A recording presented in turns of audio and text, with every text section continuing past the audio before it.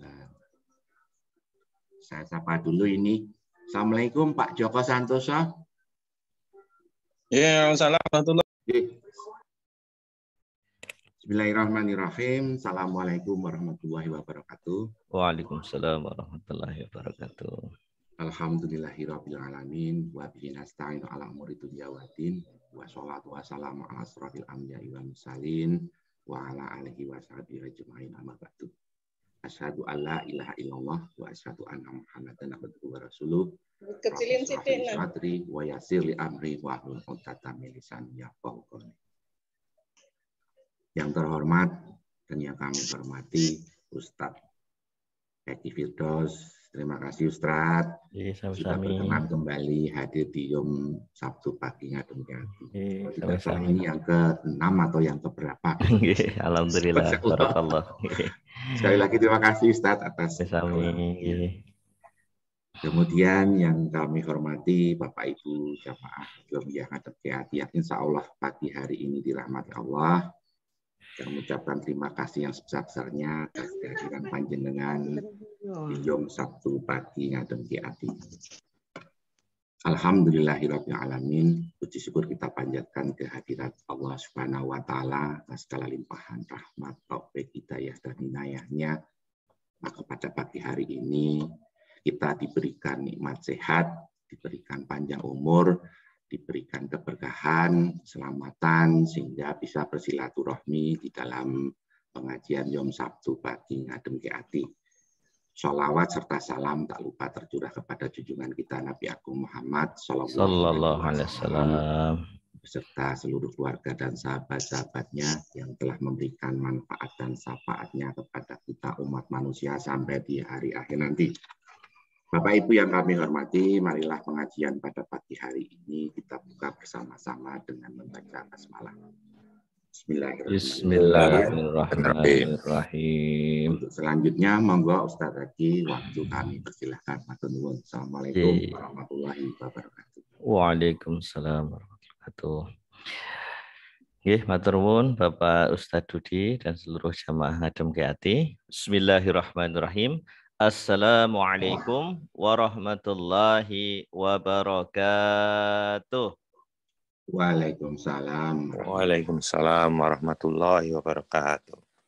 Innal hamdalillah nahmaduhu wa nasta'inuhu wa nastaghfiruh wa na'udzu billahi min shururi anfusina wa min sayyiati a'malina. May yahdihillahu fala mudhillalah wa may yudhlilhu fala hadiyalah. Asyhadu an la ilaha illallah wahdahu la syarikalah wa asyhadu anna Muhammadan abduhu wa rasuluh. Ya ayyuhalladzina amanu taqullaha haqqa tuqatih wa la tamutunna illa wa antum muslimun. Allahumma shalli ala Muhammad wa ala ali Muhammad. Allahumma la sahla illa ma ja'altahu sahla wa anta taj'alul hasna idza syi'ta sahla. Alhamdulillah yang kami hormati para alim ulama, para sesepuh, bini sepuh, Bapak Ustadz Dudi, Bapak guru saya, dosen saya, Bapak Ustadz Dr. Joko Santosa, ada juga Bapak Dokter, Bapak Carik, Ibu Guru, Ibu Dosen, dan seluruh jamaah Ngadem Ki Ati yang luar biasa. Sebelumnya saya mau tanya dulu, apa kabar semuanya? Alhamdulillahirrahmanirrahim. Sehat. Sehat nggih Pak Bu. Alhamdulillah. Semoga Allah memberikan barokah kepada kita semua. Amin. Masih dalam suasana Syawal, saya sekeluarga kami mengucapkan taqabbalallahu minna wa minkum. Mohon maaf lahir dan batin. Ngaturaken sugeng riyadi sedaya kalepatan nyuwun pangapunten. Dimaafkan nggih Pak Bu nggih. Nggih, matur nuwun nggih. Alhamdulillah. Bapak Ibu rahmatullah subhanahu wa taala, sebelum saya masuk ke inti materi, kemarin alhamdulillah kita sudah sangat luar biasa bahagia silaturahim di bulan Syawal ya, setelah Idul Fitri kita silaturahim dengan keluarga, dengan kerabat, dengan kolega. Maka dari itu Bapak Ibu rahmatullah subhanahu wa taala, sebelum saya masuk ke materi ini sangat penting karena terkait dengan silaturahim ada 4 pilar silaturahim dan ukhuwah. Ada berapa jamaah? 4 pilar silaturahim dan ukhuwah. Yang sudah kita kenalkan 4 pilar berbangsa dan bernegara, nggih Pak Dudi. Itu kita sudah hafal, sudah paham. Nah, ini 4 pilar silaturahim dan ukhuwah. Ya, 5 menit sebelum saya masuk ke materi inti, ada 4T jamaah. Kenapa Pak Bu? 4T. Ya, kenapa saya mulai dari ini biar nanti seluruh jamaah yang menyusul bisa langsung masuk ke inti materi, ngaten nggih. 4T. Kenapa jamaah? 4T. 4T. Apa beda silaturahim dengan ukhuwah? Silaturahim itu hubungan kekeluargaan, kekerabatan, nasab, hubungan darah. Ngaten nggih. Jadi trah sinten, bani sinten itu namanya napa? Silaturahim. Nah, ngaten nggih. Alhamdulillah kemarin kita sudah ada pertemuan trah baik melalui offline atau online, itu silaturahim. Dan ukhuwah, kita di sini ukhuwah. Innamal mu'minuna ikhwah. Sesungguhnya setiap mukmin adalah bersaudara. Saya dengan Pak Ustadz Dudi walaupun dari keluarga yang berbeda, nasabnya berbeda, tapi kita bersaudara. Ya. Ukhuwah Islamiyah. Alhamdulillah. Maka ada 4T, 4 pilar silaturahim dan ukhuwah. Ingat baik-baik, saya akan jelaskan singkat saja sambil menunggu nanti jamaah yang hadir semuanya. Okay. T pertama ta'aruf. Napa Pak Bu? Ta'aruf. T kedua tafahum. Napa Pak Bu? Tafahum. T ketiga ta'awun. Napa Pak Bu? Ta'awun. T keempat takaful. Napa Pak Bu? Takaful. Nah, ini materi saya kalau ngisi sawalan ya ini. T pertama ta'aruf artinya apa? Saling mengenal. Alhamdulillah. Jadi alhamdulillah tadi Pak Dudi selalu ketika memulai pengajian Ngadem Hati menyapa satu persatu, apa kabar Pak Dokter, tadi ditanya bagaimana kondisi COVID saat ini. Nah itu saling mengenal. Jadi tak kenal maka tak sayang. Dengan saling mengenal kita semakin akrab. Alhamdulillah. Maka Bapak-bapak, Ibu-ibu, insya Allah dengan sudah kenal saya. Nama panjangnya Rizky Firdausandi sebenarnya. Tapi almarhum bapak saya Seto ketika saya masih kuliah ngasih nama singkat Eki Firdaus. Jadi saya lebih sering pakai nama Eki Firdaus. Pak Ustadz, anaknya berapa? Istrinya berapa? Alhamdulillah istri saya baru 1, Pak Bu. Anaknya berapa? Alhamdulillah baru 6. Tinggalnya di mana? Pak Dudi sudah pernah ke gubuk saya ya di Potorono, Banguntapan, Bantul. Nah, ini kan ta'aruf, saling mengenal. Alhamdulillah. Dulu kuliah di mana? Ya, dulu saya muridnya Pak Dr. Joko Santosa di Farmasi UGM dan juga muridnya almarhum Ustadz Profesor Dr. Yunahar Ilyas di Mahat Ali bin Abi Thalib UMY. Dulu dapat beasiswa dari beliau, ya alhamdulillah. Nah itu ta'aruf, saling mengenal. Dulu suatu ketika ada seorang sahabat Rasul yang ditanya, saya betul-betul kenal orang ini, ininya soleh tenan gitu. Ketika itu Umar bin Khattab bertanya waktu beliau jadi khalifah, apakah engkau benar-benar mengenalnya? Gitu ya. Oh, saya kenal betul, gitu ya. Kemudian Umar bin Khattab bertanya lagi, 2 hal. Pertama, pernahkah engkau bermuamalah dengannya? Bermuamalah itu urusan jual beli, utang piutang, amanah uang, ya pokoknya amanah. Yang kedua, pernahkah engkau bersafar dengannya? Safar, ya, pergian jauh. Ini kemarin yang mudik pergian jauh itu ketahuan aslinya. Kenapa 2 hal ini? Karena 2 hal ini menunjukkan sifat asli seseorang. Pertama urusan muamalah, urusan duit ketok asline gitu ya. Yang kedua urusan safar, kalau udah bepergian jauh itu ketok asline. Ada yang ngeluh terus, waduh banget ora tekan-tekan, macet, kudune 4 jam jadi 8 jam, Jogja Solo kudune 1,5 jam jadi 5 jam. Nah, ketok asline ngeluh gitu. Astagfirullahaladzim. Makanya ketika safar itu, safar saat mustajab dikabulkan doa, maka ucapkan kata-kata yang baik. Kata-kata adalah doa. Alhamdulillah. Ngaten nggih. Jadi itu jamaah ta'aruf. Yang kedua tafahum. Tafahum itu apa? Saling memahami. Ya. Apa itu saling memahami? Ali bin Abi Thalib berkata tentang tafahum. Janganlah engkau ceritakan anak-anakmu yang lucu kepada saudaramu yang belum dikaruniai keturunan. Janganlah engkau ceritakan bisnismu yang sukses kepada saudaramu yang sedang terlilit hutang. Janganlah engkau ceritakan rumahmu yang luas dan kebunmu yang luas kepada saudaramu yang belum punya rumah dan kebun. Masya Allah. Jadi luar biasa jamaah. Jangan ceritakan kendaraanmu yang bagus kepada saudaramu yang belum memiliki kendaraan. Ini maknanya sangat mendalam. Ya, ketika pertemuan terah, pertemuan bani, hendaknya kita peka, ya, tahu dengan siapa kita berbicara. Janganlah engkau ceritakan kendaraanmu yang bagus. Kita lihat dulu saudara kita. Misalkan kendaraan kita Fortuner, saudaranya Pajero, nyambung ngobrol. Tapi kendaraannya Fortuner, saudaranya Supra 125, yo sakit hati nanti. Jadi harus tahu dengan siapa kita berbicara. Itu tafahum, saling memahami.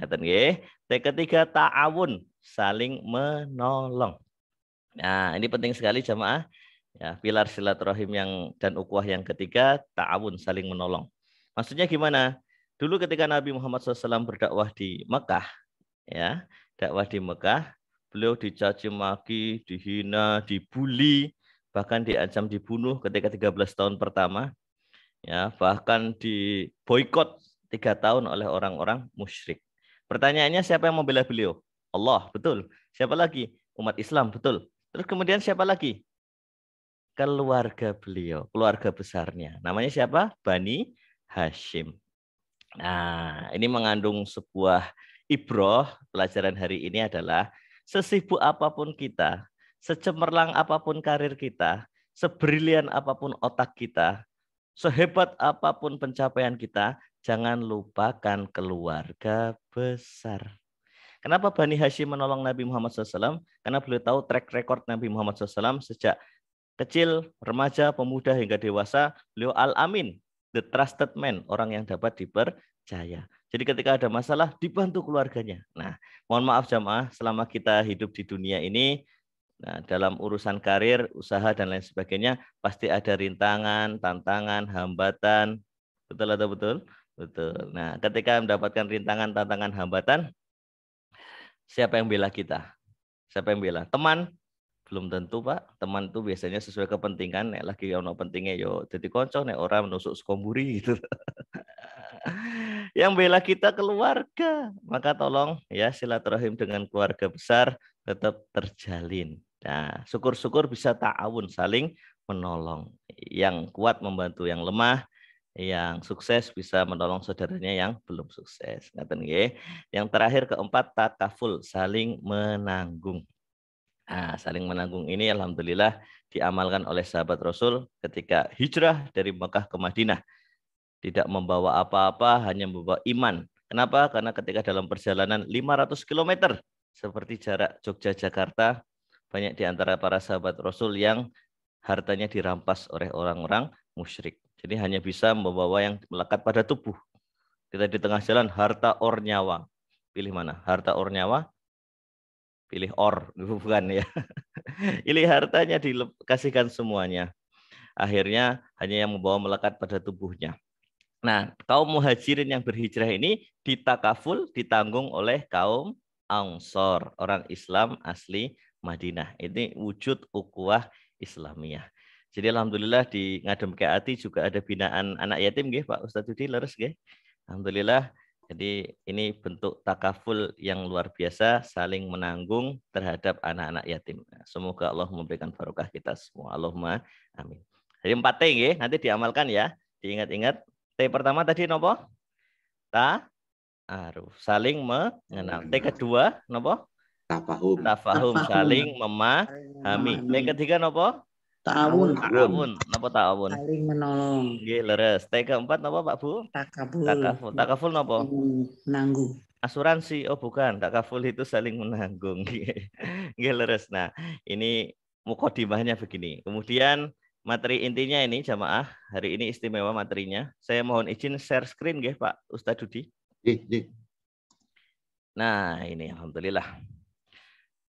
Ini istimewa, insya Allah ini saya akan bikin buku ini, buku yang ke-11 insya Allah ya. Jadi ini sebelum ada bukunya, saya buat teasernya untuk jenengan spesial ini. Ya, 11 amalan membangun rumah istana di surga. Allahumma amin. Ya, bayangkan jamaah, surga itu indah sekali.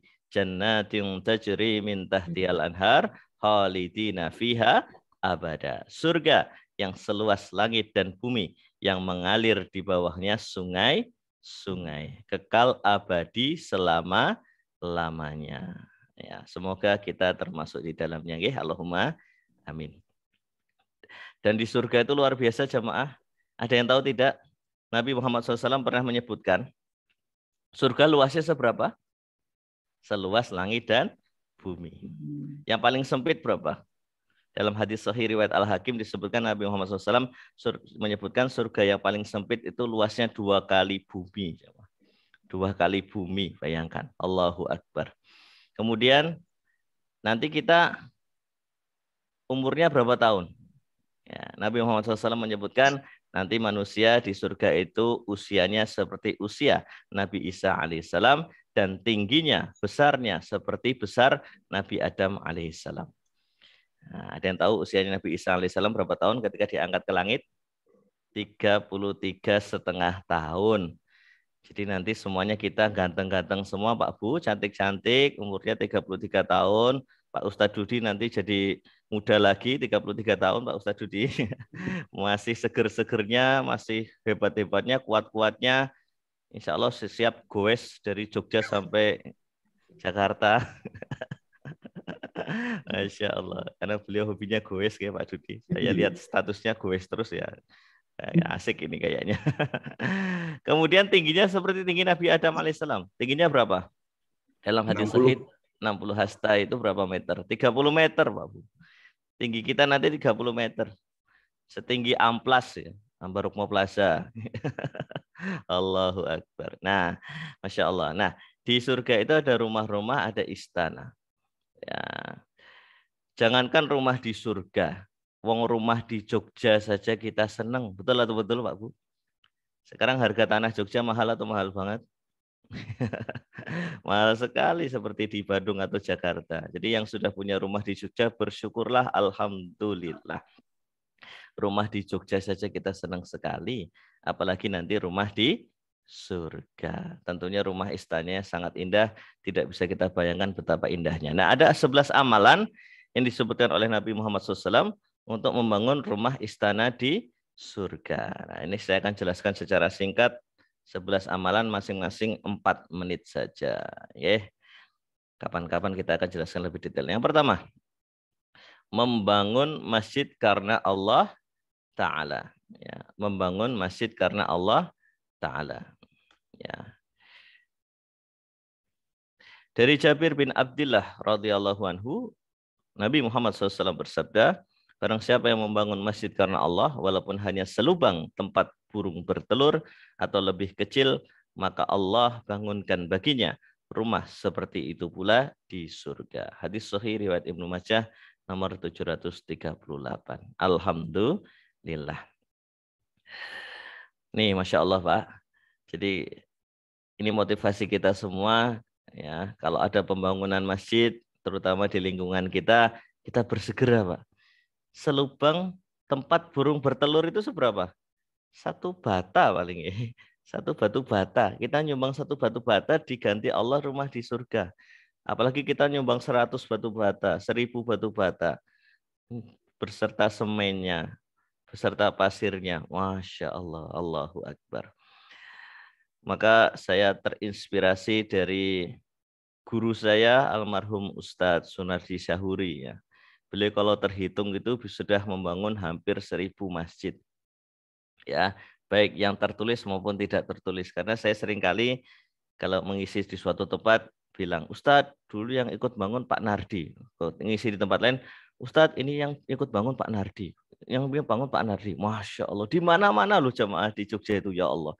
Bahkan pernah beliau itu pakai masker, dulu belum zaman corona, pakai masker, bawa pickup sendiri, nganterin material sendiri, coba nurunin sendiri. Ketika ditanya ini dari siapa? Dari hamba Allah. Bilangnya begitu jamaah, Masya Allah. Ya Allah ya Karim. Nah, semoga Allah merahmati beliau, memberikan tempat yang terbaik, surga yang terbaik. Allahumma amin. Nah, itu luar biasa. Maka kalau ada masjid yang dibangun, bismillahirrahmanirrahim, kita niatkan karena Allah, itu ikut memakmurkannya. Ya, jamaah nggih. Ini pengalaman saya, pengalaman pribadi, Masya Allah. Karena saya berpikir begini, la yukallifullahu nafsan illa wus'aha. Allah tidak membebani seseorang melainkan sesuai kemampuannya. Artinya apa? Kalau kita tidak meminta amanah, gitu. Meminta jabatan itu kita tidak boleh. Tapi kalau kita sudah diamanai sesuatu, maka laksanakanlah dengan sebaik-baiknya. Tahun 2019 itu kami diamanai untuk bangun masjid. Pak Dudi tahu yang di depan gubuk saya. Tiba-tiba ada seseorang yang wakaf, orangnya sedang, mohon maaf, sakit stroke. Ya, beliau ibu-ibu usia 67 tahun. Pak Ustadz, saya mau mewakafkan harta yang paling saya cintai. Masya Allah. Kita merinding, Pak. 13 orang tetangga beliau diamanai untuk itu. Yang paling dicintai kok dikasihkan pada Allah gitu ya. Karena di pinggir jalan tanahnya 350 meter persegi.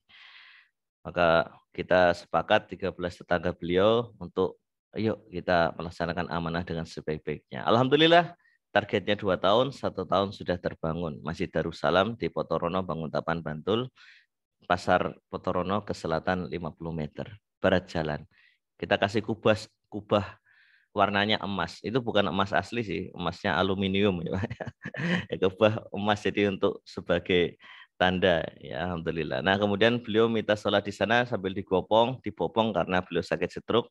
Setelah itu beberapa bulan setelah masjidnya berdiri, qadarullah beliau wafat. Innalillahi wa inna ilaihi rajiun. Jadi betul-betul untuk tabungan akhiratnya, masya Allah. Tahun 2020 setelah selesai bangun masjid, tiba-tiba diamanai untuk memperluas panti asuhan yatim piatu bayi balita Mustika Tama di Tirto Nirmolo, Kasihan, Bantul, dekat pabrik gula Madukismo. Alhamdulillah ada yang wakaf di samping panti asuhan, tanah, kita bangun asrama. Targetnya 3 tahun, alhamdulillah 1,5 tahun selesai. Alhamdulillah, Allahu Akbar. Nah sekarang diamanai lagi oleh Allah untuk membangun Islamic Center, Pak Bu, di daerah Bausasran, Danurejan, Yogyakarta, seluas 1.115 meter persegi. Itu dari Kecamatan Danurejan ke timur 200 meter. Alhamdulillah, di sana ada sekolahnya, TK, PAUD, kemudian fasilitasnya lengkap. Jadi ini intinya apa? Kalau kita sudah diamani Allah, laksanakan sebaik-baiknya. Nah, kalau ada pembangunan masjid, kita bantu walaupun sebesar burung bertelur. Karena ini adalah tabungan kita. Rumah istana di surga. Allahumma amin. Dulu Pak Ustadz Dudi pernah tanya, apa motivasinya Ustadz kok bisa atas izin Allah ikut mengurusi anak yatim, total ada 592 di 10 panti asuhan. Motivasi terbesar itu begini jamaah, saya pernah mendengar hadis yang sangat luar biasa, hadis Sahih riwayat Bukhari. Aku dan orang yang mengurusi anak yatim, kelak di surga kedudukannya demikian. Nabi Muhammad SAW menunjukkan jari telunjuk dan jari tengah dan agak merenggangkan sedikit. Artinya apa? Kedudukannya kelak berdekatan dengan Nabi Muhammad SAW di surga. Allahumma amin. Kita masuk surga itu senang banget jamaah. Ya, semoga kita semuanya termasuk ahli surga. Lebih senang lagi berdekatan tetangganya Nabi Muhammad SAW. Tetangganya Pak Bu. Allahu Akbar. Tetangganya Nabi Muhammad SAW itu bagaimana rasanya kita sangat bahagia. Nah itu motivasi terbesar kami atas izin Allah. Mohon doanya agar senantiasa istiqomah di jalan Allah. Nanti jamaah, jadi Masya Allah. Dan dulu saya pernah konsultasi dengan guru saya itu almarhum Ustadz Sunasi Sahuri. Pak Ustadz ini saya mau ngurus anak yatim, saya padahal tidak punya uang Pak Ustadz. Dari mana uangnya? Terus bilang, tenang. Anak yatim itu yang nanggung Allah Subhanahu Wa Taala. Nanti engkau akan didekatkan dengan orang-orang yang baik, hamba-hamba Allah, pilihan Allah untuk mengurusinya. Masya Allah. Ternyata betul. Ya, banyak sekali bantuan berdatangan dari hamba-hamba Allah. Jadi tidak usah khawatir tentang rezeki sudah diatur oleh Allah. Itu yang pertama jamaah, membangun masjid ikhlas karena Allah. Yang kedua, membaca surah Al-Ikhlas 10 kali. Nah, ini mungkin di antara jamaah baru pernah dengar, bahkan banyak ada yang melesetkan. Wah, ini imamnya dawa banget. Pas imami dawa banget, kul huwaile gitu ya. Padahal kulhu itu luar biasa. Al-Ikhlas itu isinya sepertiga, isi kandungannya sepertiga Al-Quran. Kenapa? Karena tentang tauhidnya. Dari Mu'az bin Anas al-Juhaini radhiyallahu anhu, ia berkata bahwa Rasulullah Muhammad SAW bersabda, saya bacakan artinya saja nggih, agar menyingkat waktu. Barang siapa yang membaca Qul huwallahu ahad sampai ia merampungkannya surah Al-Ikhlas sebanyak 10 kali, maka akan dibangunkan baginya rumah di surga. Hadis Hasan Sahih riwayat Ahmad nomor 437. Baik jamaah, kita tidak usah banyak teori, langsung kita praktekkan nggih. Yang kedua ini, monggo mic-nya dinyalakan. Kita baca surah Al-Ikhlas 10 kali. Kita nabung satu rumah di surga nggih. Allahumma amin. Amin. Monggo sareng-sareng. 1, 2, 3. A'udzu billahi minasyaitonir rajim. Bismillahirrahmanirrahim. Qul huwallahu ahad. Allahu samad. Lam yalid wa lam yulad wa lam yakul lahu kufuwan ahad. Lanjutkan yang kedua. Bismillahirrahmanirrahim. Qul huwallahu ahad. Allahu samad. Lam yalid wa lam yulad wa lam yakul lahu kufuwan ahad. Bismillahirrahmanirrahim. Qul huwallahu ahad. Allahu samad. Lam yalid lam yulad wa lam yakul lahu kufuwan ahad.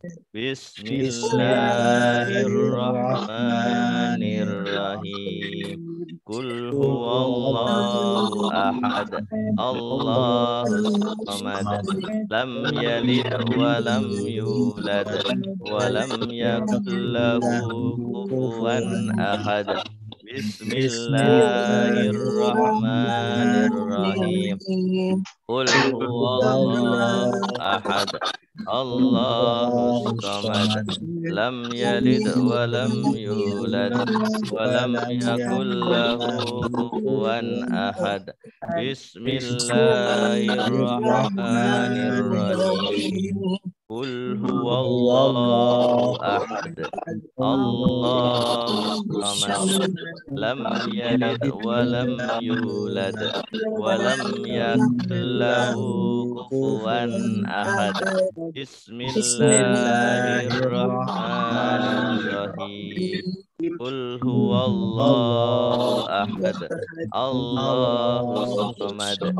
Lam yalid wa lam yulad wa lam yakul lahu kufuwan ahad. Bismillahirrahmanirrahim. Qul huwallahu ahad. Allahu samad. Lam yalid wa lam yulad wa lam yakul lahu kufuwan ahad. Bismillahirrahmanirrahim. Qul huwallahu ahad. Allahu samad. Lam yalid wa lam yulad wa lam yakul lahu kufuwan ahad. 10. Bismillahirrahmanirrahim. Qul huwallahu ahad. Allahu samad. Lam yalid wa lam yulad wa lam yakul lahu kufuwan ahad. Sadaqallahul azim. Maha benar Allah dengan segala firman-Nya. Selamat Bapak-bapak, Ibu-ibu, jenengan sudah dapat satu rumah di surga. Allahumma amin. Amin. Ini janji Allah, jadi pasti ditepati. Wa man aufa bi ahdihi minallah. Dan siapakah yang lebih menepati janjinya selain daripada Allah. Alhamdulillah. Oke. Satu huruf Al-Quran pahalanya berapa? 10. Tadi kita baca berapa banyak huruf dari surah Al-Ikhlas, apalagi dikalikan 10 kali. Maka alhamdulillah ini janji Allah, kita mendapatkan rumah di surga. Satu rumah di surga. Allahumma amin. Alhamdulillah, barakallahu fikum. Jadi mohon diamalkan. Ini gimana Pak Ustadz? Apa harus berurutan atau bagaimana penjelasannya dalam kitab-kitab tafsir disebutkan tidak harus berurutan. Bisa jadi 10 kali dalam sehari atau kita baca 10 kali subuh, zuhur, asar, maghrib, isya. Tapi jangan diamalkan 5 waktu terus sholat al-ikhlas kabeh ya iki. Subuh rakaat pertama kedua al-ikhlas, zuhur rakaat pertama kedua al-ikhlas. Bukan begitu ya. ya, jadi ini artinya Allah Subhanahu wa taala baik sekali jamaah yang hafalannya belum banyak, baca al-ikhlas 10 kali pun bisa mendapatkan rumah di surga. Allahumma amin. Karena artinya sangat indah. Qul huwallahu ahad. Katakanlah wahai Muhammad, Allah itu Tuhan yang Maha Esa. Allahus somad. Allah tempat meminta, bergantung segala sesuatu. Lam yalid walam yulad. Allah tidak beranak dan tidak pula diperanakkan. Walam yakul lahu kufuwan ahad. Dan tidak ada sesuatu pun yang setara dengan dia. Alhamdulillah. Allahu Akbar. Jamaah. Alhamdulillah. Yang ketiga, mengerjakan sholat duha 4 rakaat dan sholat qobliyah zuhur atau sebelum zuhur 4 rakaat ya. Dari Abi Musa radhiyallahu anhu, ia berkata bahwasanya Rasulullah Muhammad SAW bersabda, barang siapa yang sholat duha 4 rakaat, ini 2 plus 2 ya maksudnya. Karena sholat duha itu 2 rakaat dan 2 rakaat. Dan sholat sebelum zuhur 4 rakaat, ini juga 2 plus 2. Ya, 2 rakaat maksud saya. Ya. Maka ia akan dibangunkan rumah di surga, istana di surga. Allahumma amin. Nah, silahkan langsung diamalkan nanti setelah pengajian ngadem ke hati dengan sholat duha. Sholat duha paling sedikit berapa rakaat jamaah? Paling sedikit berapa? 2. Paling banyak berapa rakaat? 12. Betul, nggih leres 12 rakaat. Maka dengan mengamalkan 4 rakaat ini pun sudah dapat hadiah yang sangat indah. Bahkan dalam hadis sahih, ya kalau kita sholat duha 2 rakaat, itu setiap persendian dari tubuh kita dihitung sebagai sedekah. Alhamdulillah. Kalau kita mengamalkan 4 rakaat, 2 plus 2 dalam hadis sahih Nabi Muhammad SAW menyebutkan, ya barang siapa sholat duha 4 rakaat, 2 plus 2, ya, Allah akan menjamin rezekinya sampai akhir siang. Ya. Jadi kita akan dijamin rezekinya oleh Allah Subhanahu wa taala sampai akhir siang. Maka saya sering mengatakan sholat duha itu pembuka pintu rezeki dan pembuka pintu maghfirah. Ya, rezeki dan ampunan dari Allah Subhanahu wa taala. Saya mau tanya jamaah, kalau sholat qiyamul lail, sholat malam, salat tahajud itu paling utama waktunya kapan? Sepertiga malam pertama, sepertiga malam kedua, atau sepertiga malam terakhir? Sepertiga malam terakhir, nggih. Jam pinten itu? Sepertiga malam pertama itu ba'da isya sampai jam 12 malam. Sepertiga malam kedua jam 12 malam sampai jam 2:30. Sepertiga malam terakhir itu jam 2:30 sampai sebelum itu seperti malam terakhir. Nah, saya mau tanya, sholat duha ada waktu paling utama mboten? Ada. Sholat duha kan panjang. Sholat duha itu dari jam berapa sampai jam berapa, Pak Bu? Jam 6 sampai jam 11. Oke. Yang paling utama jam berapa? Nah, belum pernah dengar ya hadisnya. Dalam hadis sahih disebutkan, Nabi Muhammad SAW bersabda, sholat duha adalah sholatnya orang yang kembali pada Allah. Di mana waktu yang paling utama adalah ketika anak unta bangkit dari tempat berbaringnya karena kepanasan. Ya. Maksudnya apa? Matahari sudah bersinar terik. Ya. Jadi sudah semlengat, basa Jawa nih. Ya, sinarnya itu bukan vitamin D lagi, tapi sudah semlengat, ya, sudah panas. Ya. Saya mau tanya, Indonesia sudah mulai panas jam berapa kira-kira? 9. Jam 9. 9.30 ya Pak ya. Nah, maka Pak dosen atau Ibu guru, Bapak guru, Bapak pejabat yang ada di sini, kalau kita seminar itu ada istilahnya apa Pak? Break apa itu? Coffee Coffee break. Break. Nah, itu sebenarnya kita ganti saja duha break gitu ya. Karena sehebat apapun orang, itu jam segitu udah mulai tidak konsen ya Pak. Betul atau betul? Butuh istirahat sejenak. Pak dosen butuh 2 SKS, 3 SKS, sebentar istirahat dulu. Ngaten nggih. Nun sewu, mohon maaf, Bapak tukang, kalau kita kontraktor atau pemborong di sini, tukang itu istirahatnya jam berapa biasanya? Sebentar gitu. Jam 10 ya, ngopi sambil gorengan gitu ya. Ya, itu karena orang itu sudah mulai konsentrasinya pudar jam segitu. Maka itu paling utama untuk mengerjakan sholat duha jam 9.30 sampai jam 11 kira-kira. Itu matahari sudah bersinar terik. Jadi selain minum kopi juga sholat duha. Alhamdulillah. Saya juga penggemar kopi soalnya, jadi saya sering coffee break juga. Masya Allah. Salat qobliyah duhur 2 rakaat, 2+2. Ya. Jadi memang duhur itu kalau istilahnya di Indonesia ada isoma, istirahat, sholat, makan. Bukan isoman ya, beda kalau isoman ya.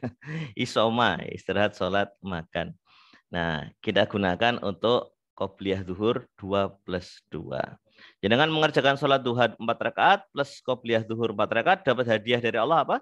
Rumah istana di surga. Allahumma amin. Nanti langsung diamalkan hari ini nggih, jamaah, langsung diamalkan. Dengan amalkan dapat banyak sekali rumah di surga. Allahumma amin. Yang keempat, mengerjakan 12 rakaat sholat rawatib dalam sehari. Nah, ini penting sekali Bapak, Ibu-ibu. Dari Ummu Habibah, istri Nabi Muhammad SAW, Rasulullah SAW bersabda, barang siapa mengerjakan sholat sunnah dalam sehari semalam sebanyak 12 rakaat, maka sebab amalan tersebut, ia akan dibangunkan sebuah rumah istana di surga. Hadis Sahih riwayat Muslim nomor 728.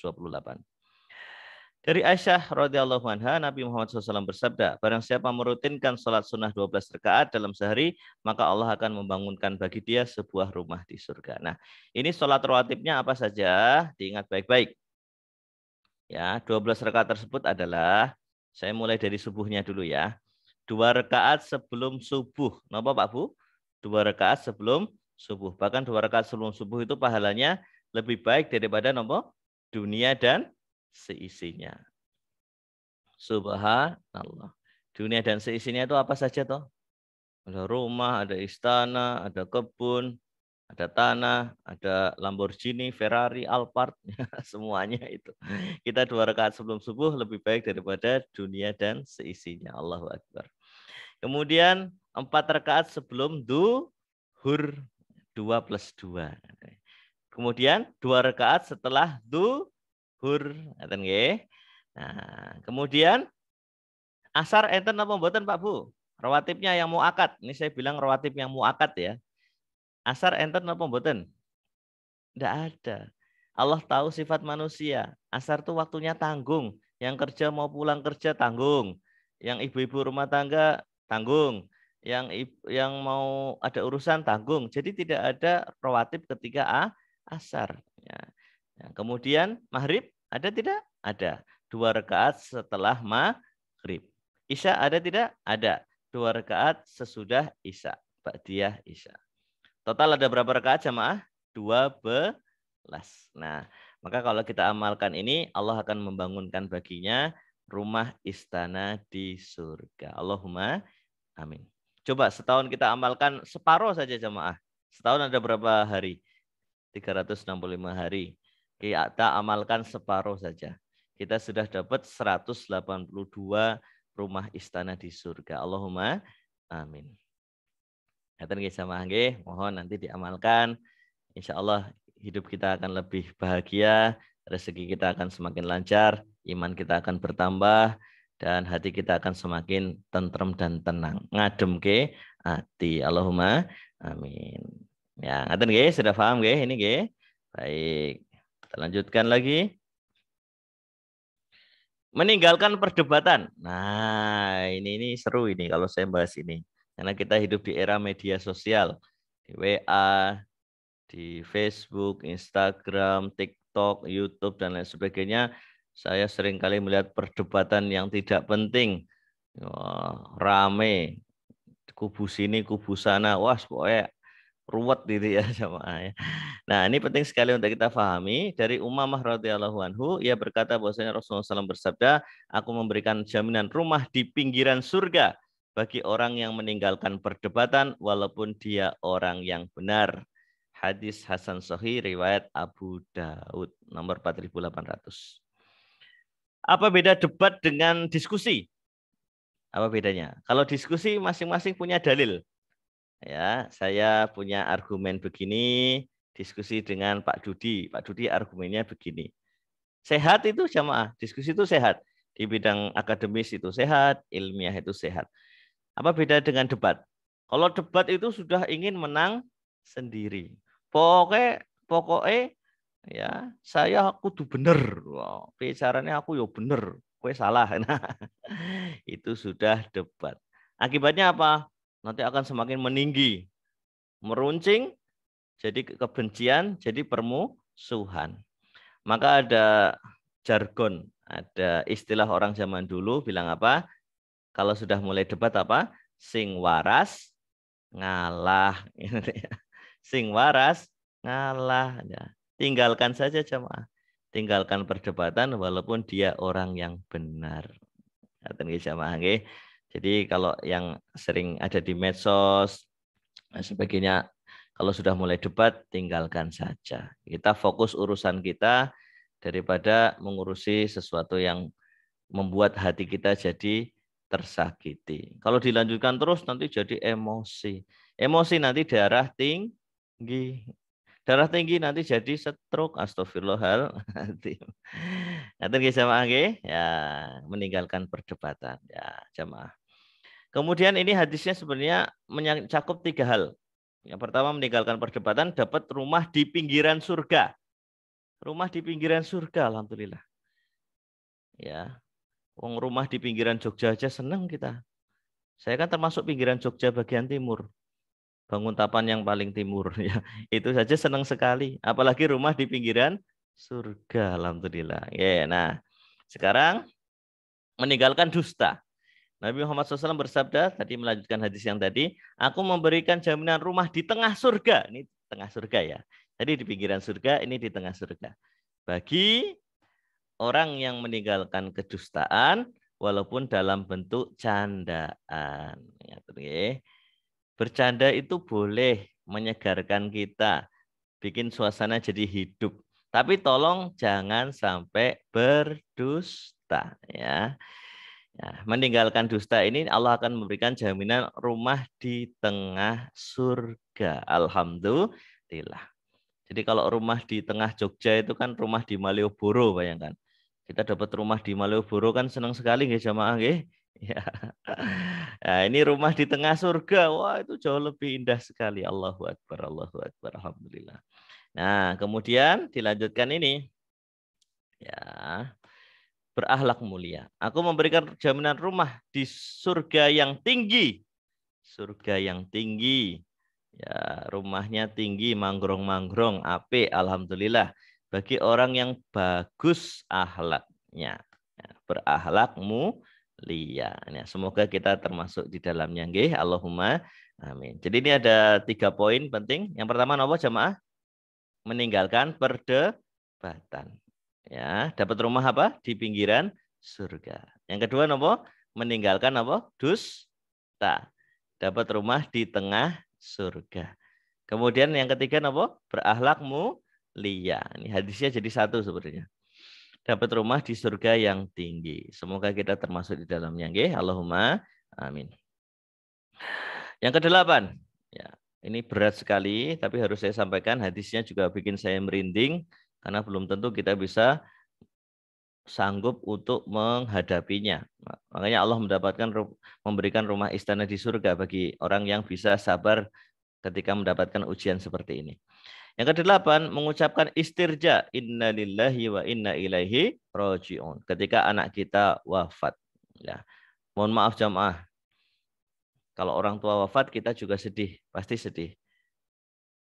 Tapi kita masih bisa menahan kesedihan itu. Tapi kalau ya wafat anak itu ya Allah ya Karim. Banyak di antara orang tidak kuat, Pak. Tidak kuat sampai hampir koleng gitu. pikirannya langsung kalut, langsung shock ya.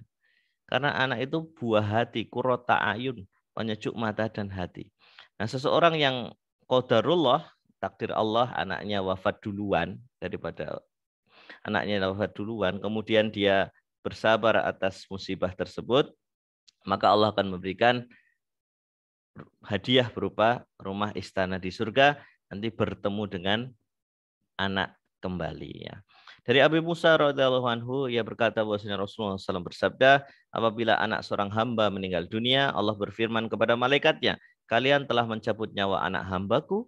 Mereka berkata, benar ya Allah. Allah berfirman, kalian telah mencabut nyawa buah hatinya.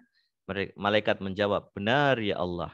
Allah berfirman, apa yang diucapkan oleh hambaku saat itu? Mereka berkata, ia memujimu dan mengucapkan istirja. Inna lillahi wa inna ilaihi raji'un. Allah berfirman, bangunkan untuk hambaku di surga dan namai ia dengan nama Baitul Hamdi, rumah pujian. Hadis sahih riwayat Tirmizi dan Ahmad.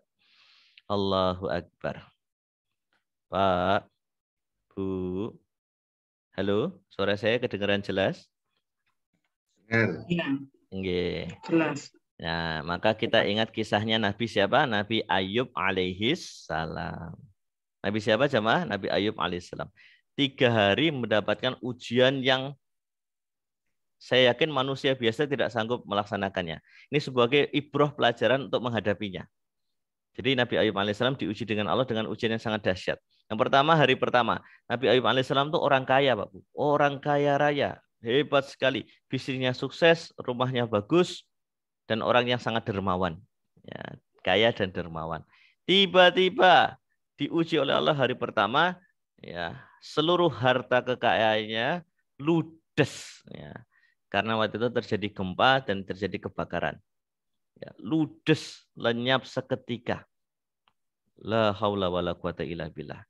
Itu saya yakin kita semua sudah koleng, Pak Bu. Ya, kondisinya dari kaya tiba-tiba jadi fakir itu berat sekali loh jamaah ya. Tapi beliau tetap bersabar, memuji Allah, kemudian sabar atas segala musibah ini. Yang kedua, Nabi Ayub alaihissalam tuh punya anak banyak jamaah. Anaknya lucu-lucu, ganteng-ganteng, cantik-cantik, soleh-solehah. Tiba-tiba semua anaknya wafat. Ya Allah.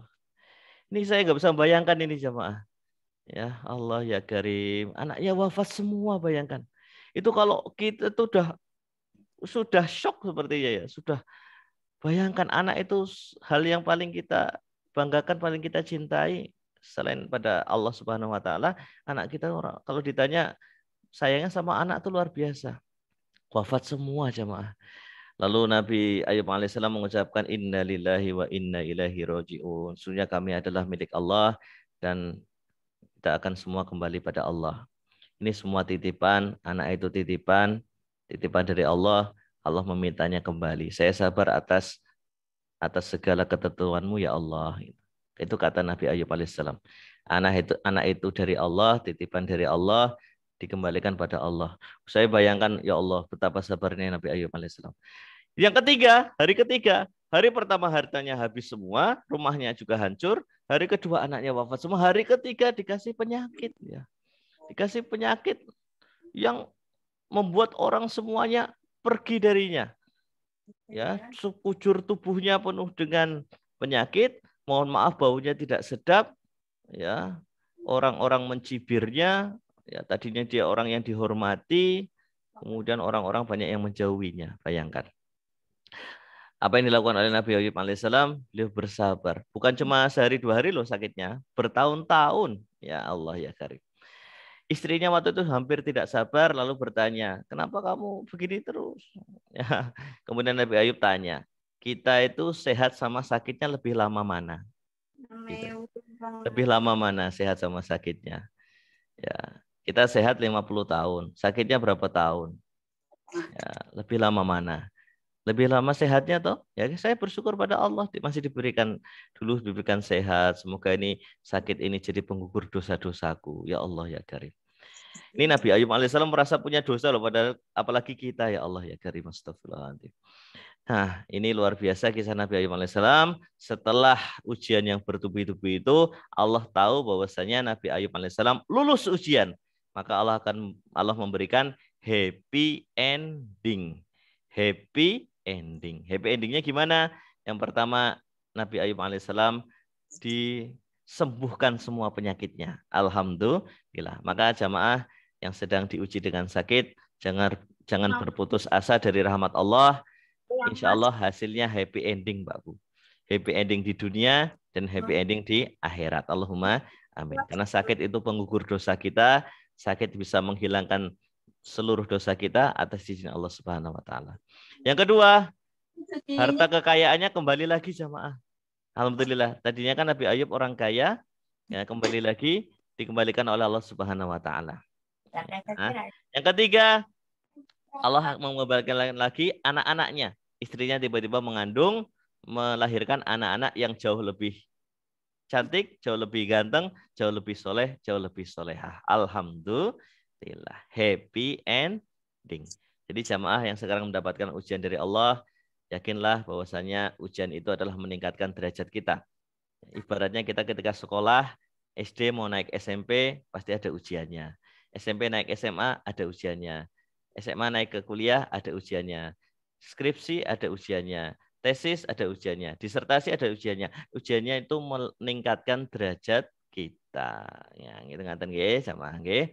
Baik, yang ke-9 kita lanjutkan. Membaca doa masuk pasar. Nah, ini banyak yang lupa ini jamaah nih. Masuk pasar itu bukan hanya pasar tradisional ya Pak Bu. Jenengan masuk Indomaret, Alfamart, itu pasar bukan? Pasar ya. Masuk Pamela, kalau di pinggiran ada DM, Amanda, apalagi ya. Ya, kemudian masuk mall, Amplas, Hartono, Galeria, Sleman City Hall dan seterusnya. Saya mau tanya, ketika masuk kira-kira kita baca doa apa tidak? Lali. Bismillah Pak Ustadz ya. Padahal panjang ini doanya ya. Dan ini Allah akan berikan hadiah kita rumah istana di surga. Dan Allah akan memudahkan segala urusan kita ketika di pasar. Yang berjualan di pasar, rezekinya akan dimudahkan Allah. Yang membeli akan dimudahkan mencarinya. Jadi kita tuh di pasar, di mall, di mart-mart itu, di Carrefour, di mana enggak kemurungsung gitu loh jamaah. Seneng gitu loh. Kan ada tuh orang belanja tuh kemurungsung malah dari nesu gitu. Mungkin lupa nggak baca doa ya. Ini doanya jamaah ya. Nah, ini saya jelaskan dari Salim bin Abdullah bin Umar, dari bapaknya, dari kakeknya yaitu Umar bin Khattab, ia berkata bahwasanya Rasulullah SAW bersabda, siapa yang masuk pasar lalu mengucapkan, ayo sekarang semuanya open mic jamaah, ayo semuanya open mic, kita baca bareng-bareng. Ya, open mic semuanya nggih. Mic-nya dibuka. Saya baca dengan menirukan. Nah, ini doa masuk pasar, termasuk Indomaret, Alfamart, pasar tradisional, pasar modern, mall dan seterusnya. Ya. Sampun dibuka semua open mic. Ya, saya baca nggih, jenengan menirukan nggih. Ini nanti diingat-ingat nggih. La ilaha illallah.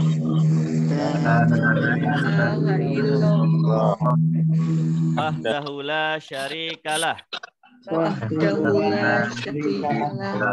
Lahul mulku. Walahul hamdu. Yuhyi wa yumit. Wa huwa hayyun la yamut.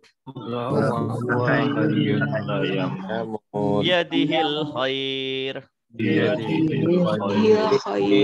Wa huwa ala kulli syai'in qadir. Nah, sekali lagi nggih, bareng-bareng nggih. Ya, yang lebih mantap semangat semuanya. Kan kita sehari pasti masuk pasar, ya. Ya, la ilaha illallah. La ilaha illallah. Wahdahu la syarikalah. Wahdahu la syarikalah. Lahul mulku. Lahul mulku walahul hamdu walahul hamdu yuhyi wa yumit yuhyi wa yumiit wa huwa hayyun la yamut wa huwa hayyun la yamut biyadihil khair biyadihil khair wa huwa ala kulli syai'in qadir. wa huwa ala kulli syai'in qadir. Ya, sekali lagi biar semangat ya, 3 kali biar ingat ya, biar masuk ke dalam kepala kita nggih. La ilaha illallah La ilaha illallah wahdahu la syarikalah wahdahu la syarikalah lahul mulku lahul mulku walahul hamdu walahul hamdu yuhyi wa yumit yuhyi wa yumiit wa huwa hayyun la yamut wa huwa hayyun la yamut biyadihil khair biyadihil khair wa huwa ala kulli syai'in qadir. wa huwa ala kulli syai'in qadir. Alhamdulillah, matur nuwun. Saya bacakan artinya nggih. Tidak ada sesembahan yang berhak disembah selain Allah. Tidak ada sekutu baginya. Allah yang memiliki kekuasaan dan segala pujian untuknya. Jadi kalau kita baca ini ketika masuk pasar, masuk mall, masuk mart ya, maka Allah akan menuliskan untuknya 1.000.000 kebaikan, menghapus darinya 1.000.000 kejelekan, mengangkat untuknya 1.000.000 derajat, dan membangunkan untuknya sebuah rumah di surga. Allahumma amin. Hadis sahih riwayat Tirmizi nomor 3428. Rumah di surga loh jamaah, bayangkan jenengan belanja dapat rumah di surga, senang atau senang? Senang. Alhamdulillah. Nggih. Nanti kalau butuh filenya saya kirim ke Pak Ustadz Dudi nggih. Nanti bisa dipelajari bersama nggih. Ya. Yang ke-10, tinggal 5 menit sebelum saya tutup. Menutup celah dalam soft salat. Menutup celah dalam soft salat. Ya. Dari Aisyah radhiyallahu anha, Rasulullah SAW bersabda, barang siapa yang menutupi suatu celah dalam soft, niscaya Allah akan mengangkat derajatnya karena hal tersebut. Dan Allah akan membangunkan untuknya sebuah rumah di dalam surga. Hadisnya sahih nomor 1892. Alhamdulillah. Maka imam sebelum mengimami biasanya luruskan dan rapatkan soft. Ya. Tujuannya apa? Ini dapat pahala rumah istana di surga. Jenengan kalau sehari sholat jamaah 5 waktu, artinya sudah nyicil, sudah mendapatkan pahala 5 rumah istana di surga. Allahumma amin.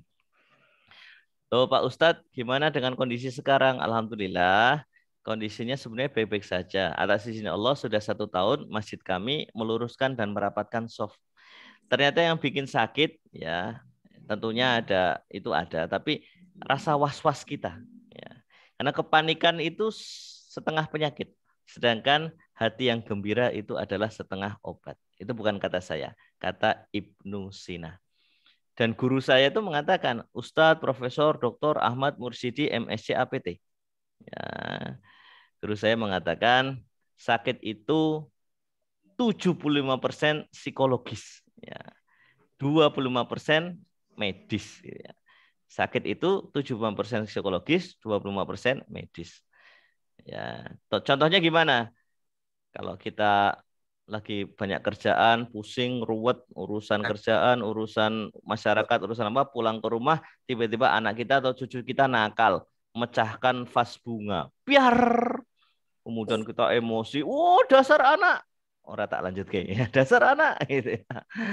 Insya Allah setelah emosi, tensinya kita akan naik. Gitu. Ya, jadi psikologis dulu baru medis. Ya. Maka jangan ada perasaan was-was. Alladzi yuwaswisu fi sudur, yang membisikkan perasaan was-was ke dalam dada manusia. Siapa itu yang membisikkan perasaan was-was? Batu jati. Jadi jamaah tolong lurus rapatkan soft. Insya Allah jenengan dapat hadiah rumah di surga. Allahumma amin. Terakhir, beriman pada Nabi kita Nabi Muhammad sallallahu alaihi wasallam.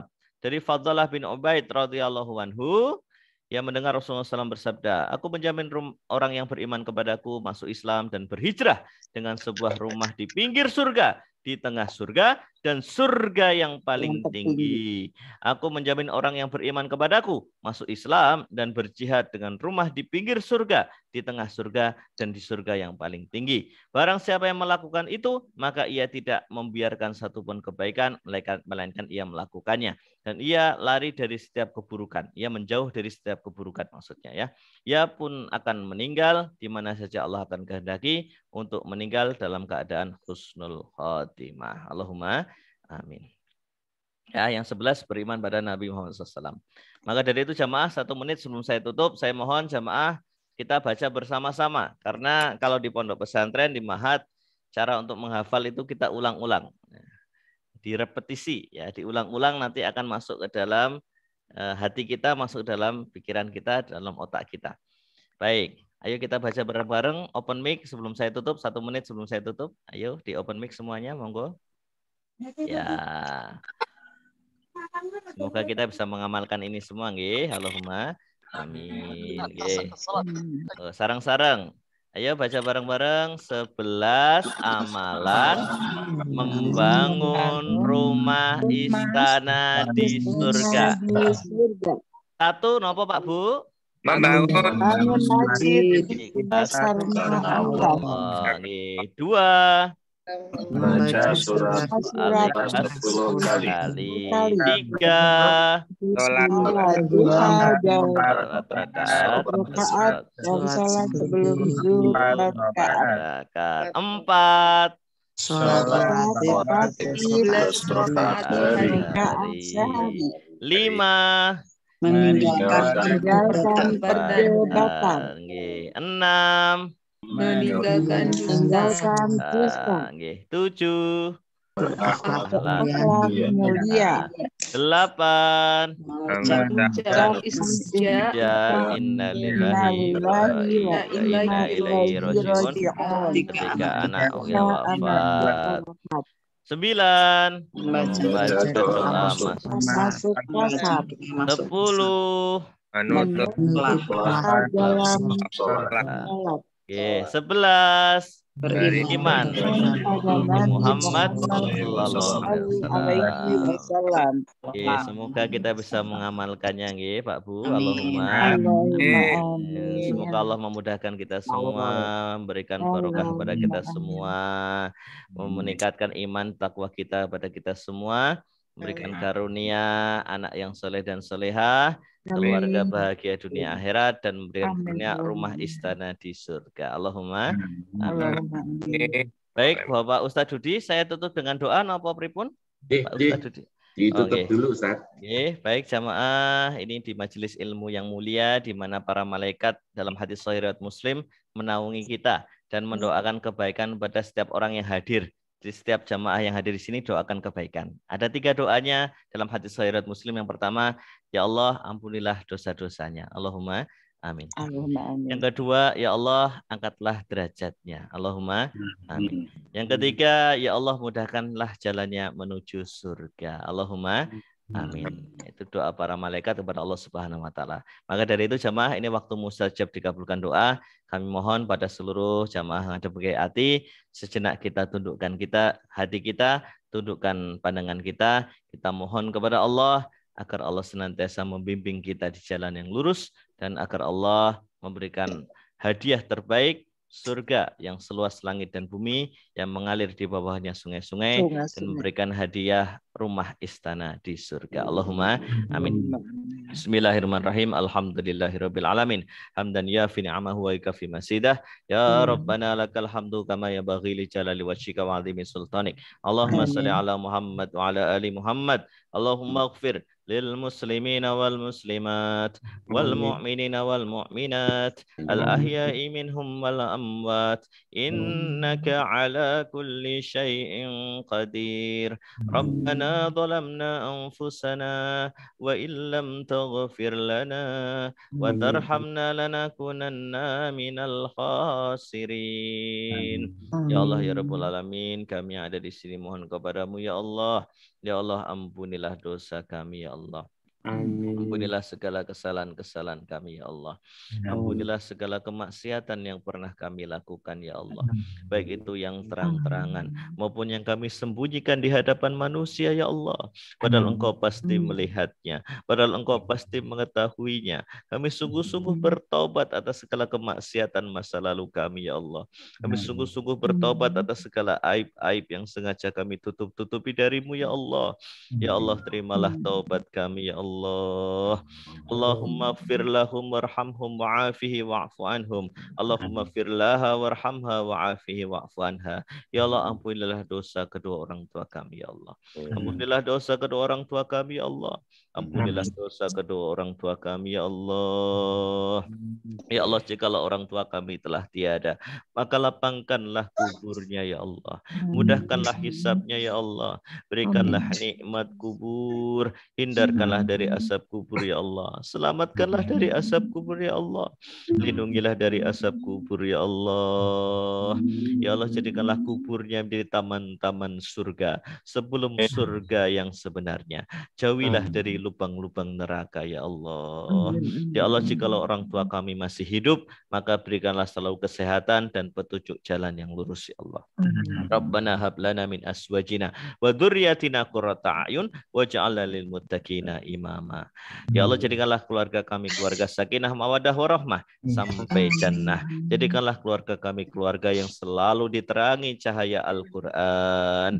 Rabbana hab lana minas sholihin. Ya Allah, karuniakanlah kami anak yang soleh dan solehah, anak yang hatinya terkait di masjid, anak yang memahami dan mengamalkan Al-Quran, anak yang senantiasa mendoakan kami, doanya terus mengalir untuk kami, walaupun kelak kami telah tiada. Dan jadikanlah istri kami istri yang solehah, yang menjadi bidadari kami di dunia, dan bidadari kami di surga kelak ya Allah.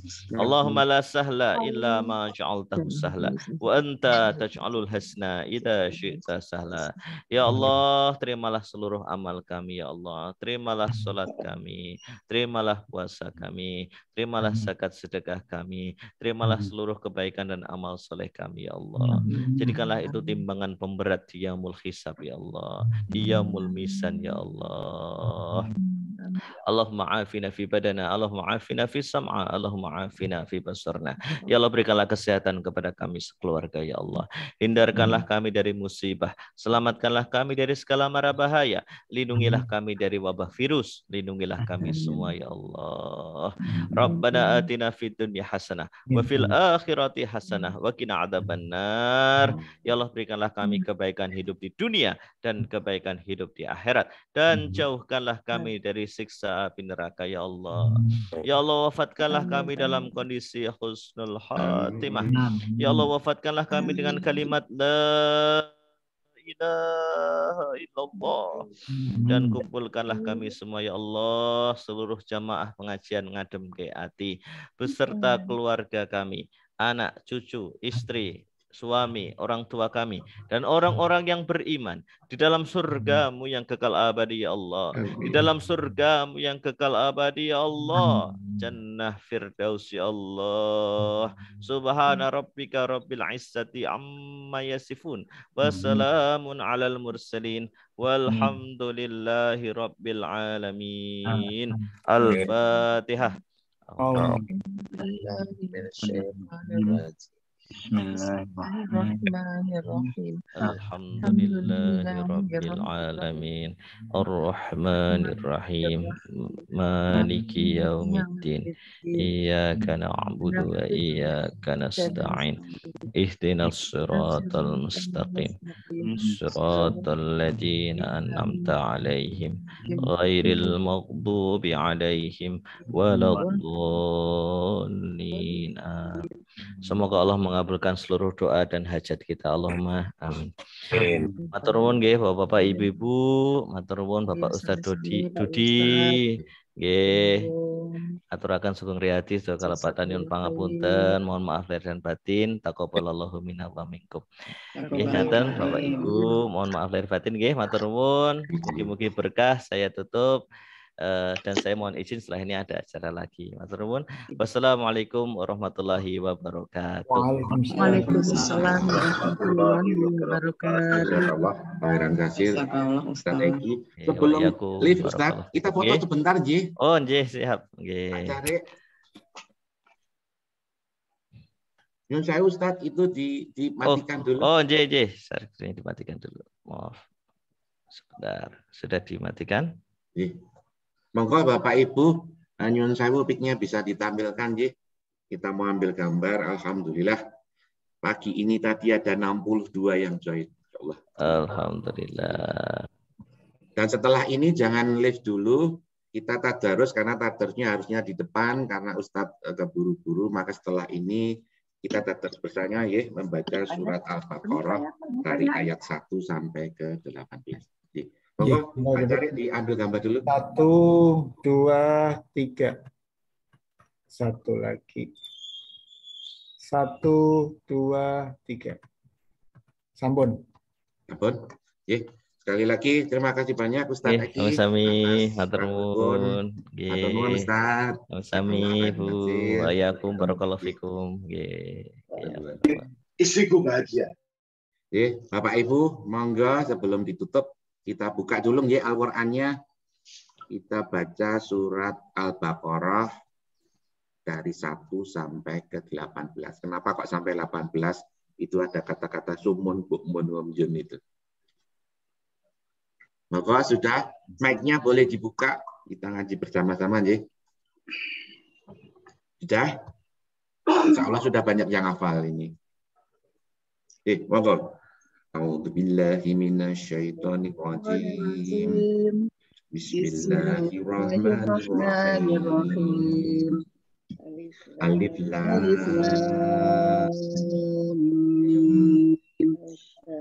Dzalikal kitabu la raiba fihi hudan lil muttaqin alladzina yu'minuna bil ghaibi wa yuqimuna sholata wa mimma razaqnahum yunfiqun walladzina yu'minuna bima unzila ilaika wa ma unzila min qablik wa bil akhirati hum yuqinun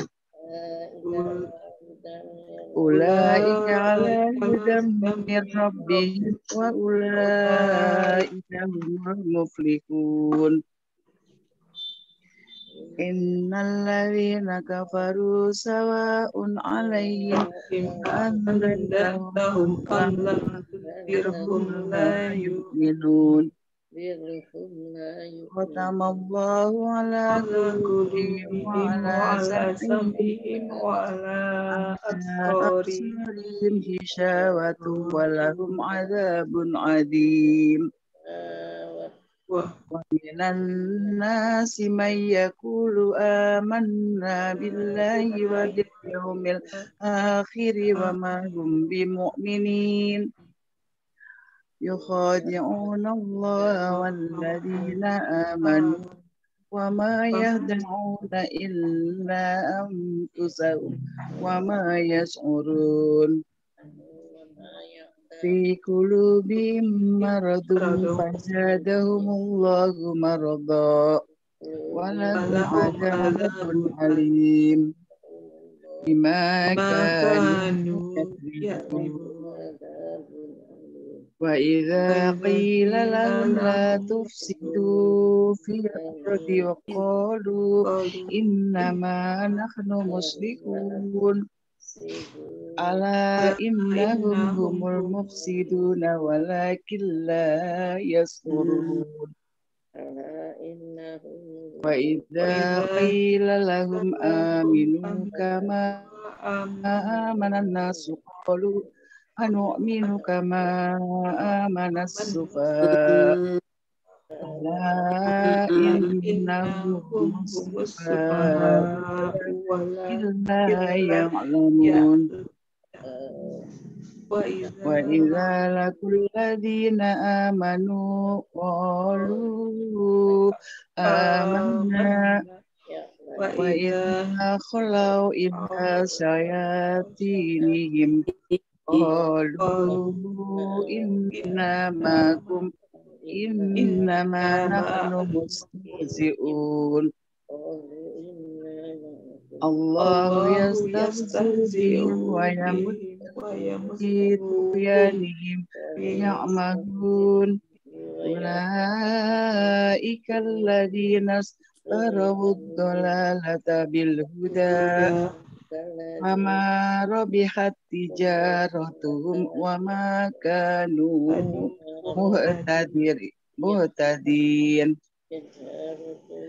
مثلهم كمثل الذي استوقد نارا فلما أضاءت ما حوله ذهب الله بنورهم وتركهم في ظلمات لا يبصرون صم بكم عمي فهم لا يرجعون صدق الله العظيم.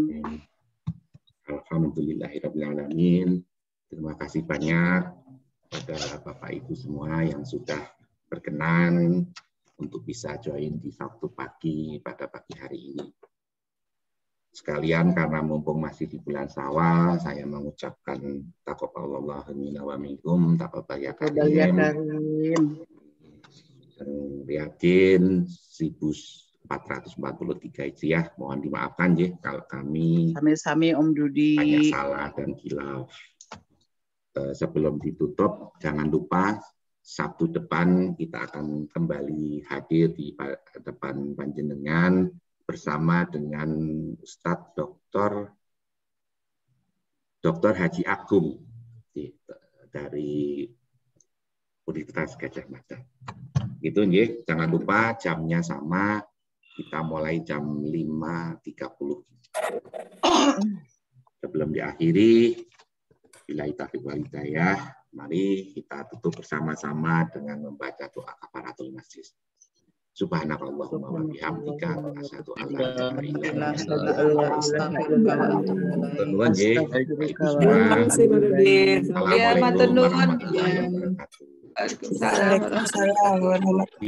Pamit Mas Dudi semuanya. Mbak Lis. Assalamualaikum.